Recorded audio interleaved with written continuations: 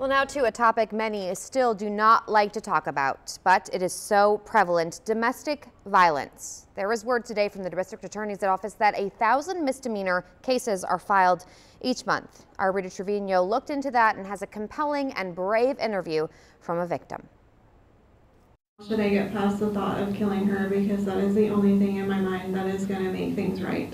Chilling social media messages read by a victim of domestic violence during the trial of her former boyfriend. But I'll be right there killing myself at the same time so we can be together somehow. Charged with aggravated sexually assaulting her, the defendant was released after posting bond, returning to the victim days later, and used a knife to cut her face. And that's where we see a lot of the blood, right? Yes. And why is that?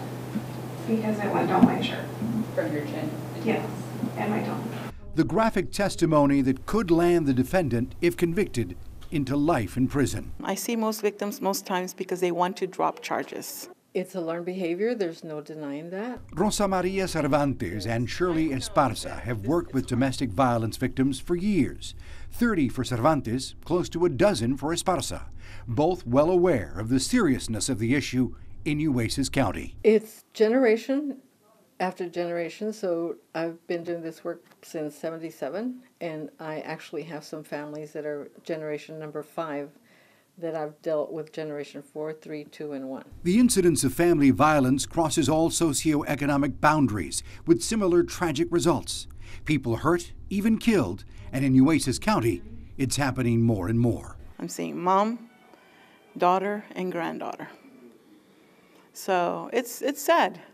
I remember young little girls that were used to be little when they came with their moms or their grandmothers, and now I'm seeing them as a victim. Victims advocates say the cycle of violence can be broken, but it takes all sides to make it happen.